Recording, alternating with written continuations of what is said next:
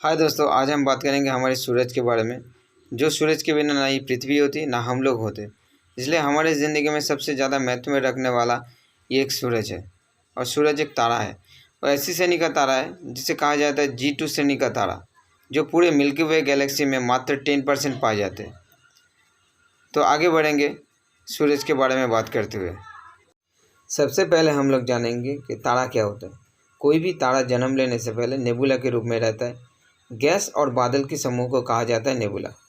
बाद में ग्रेविटी के कारण गैस एकत्रित होकर जलने लगता है, तभी एक तारा का जन्म होता है। तारे में सबसे ज़्यादा जो गैसेस पाया जाता है वो होता है 75% हाइड्रोजन, 24% हीलियम और 1% अन्य गैस। तारा जो अभी दिख रहा है, जिस अवस्था में दिखता है उसे कहते हैं प्लाज्मा अवस्था।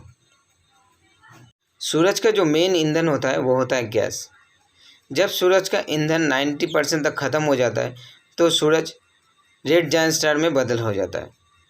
अगर सूरज से 1.5 गुना या 1.5 गुना से कम होता है रेड जायंट स्टार, तब वो वाइट ड्रॉप में बदल जाता है।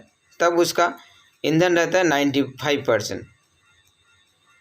उसके बाद जब उसका पूरा गैस ख़त्म हो जाता है तो ब्लैक ड्रॉप में बदल जाता है। सूरज से अगर 1.5 गुना या 1.5 गुना से कम हुआ तो वाइट ड्रॉप में बदल होगा, फिर वो ब्लैक ड्रॉप में बदल जाएगा। अगर 1.5 गुना से ज़्यादा हुआ तो वो अलग रास्ते में जाएगा।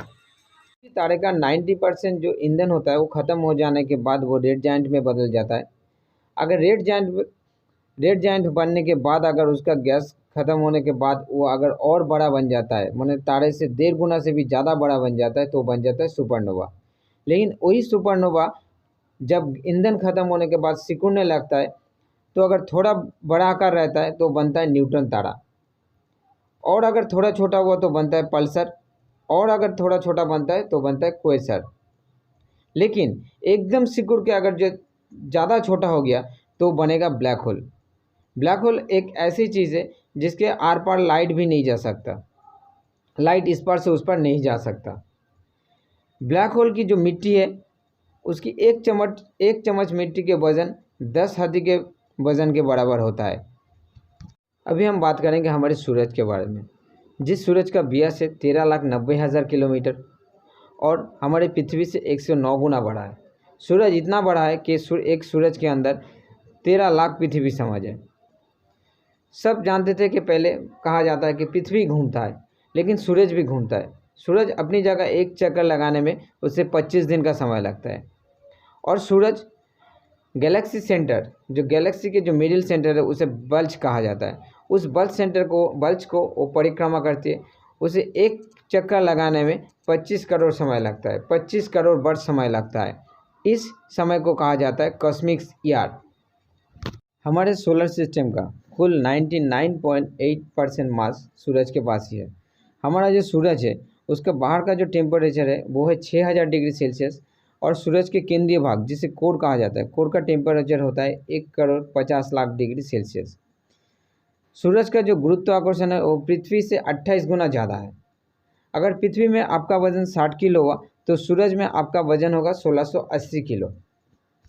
सूरज की रोशनी सूरज से प्लूटो तक पहुंचने में टाइम लग जाता है 5.5 घंटे।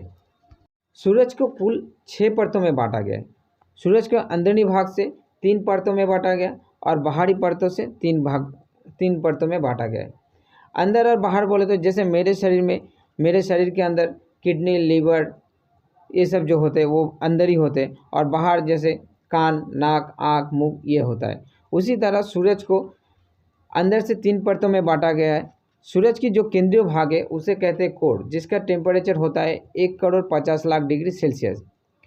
कोर के ऊपर जो परत आता है उसे कहा जाता है रेडिएक्टिव जोन। उसके ऊपर जो परत आता है उसे कहा जाता है कन्वेक्टिव जोन। सूरज को ऊपरी भाग से 3 परतों में बांटा गया है। सूरज जो हमें दिखते हैं, जो जल रहा है, जो सूरज हमें दिखते हैं उसे कहा जाता है फोटोस्फीयर, जिसका टेम्परेचर होता है 6000 डिग्री सेल्सियस। फोटोस्फीयर की जो ऊपरी परत होती है उसे कहा जाता है क्रोमोस्फीयर, जिसका टेम्परेचर होता है 32,000 डिग्री सेल्सियस। और उससे भी सूरज से एकदम ऊपर जो बाहरी परत होती है, जिसे हम खाली आंखों से नहीं देख सकते, केवल सूर्य ग्रहण के समय देख सकते, लेकिन उसे खाली आंखों से देखा नहीं जा सकता, जिसका टेम्परेचर होता है 27 लाख डिग्री सेल्सियस। इसीलिए खाली आंखों से नहीं देख सकते, क्योंकि खाली आंखों से देखने से हमारा आंखें खराब हो सकती है। 12 अगस्त 2018 को सबसे पहले सूर्य की अध्ययन करने के लिए पार्कर सोलर को लॉन्च किया गया। सूरज से जो सोलर स्पॉट निकलते हैं वो स्पॉट 0 डिग्री से 40 डिग्री तक ही निकलती है, लेकिन सबसे बड़ा जो सोलर स्पॉट होता है वो 0 डिग्री के पास ही निकलती है। 40 डिग्री तक पहुँचते पहुँचते वो छोटा हो जाता है।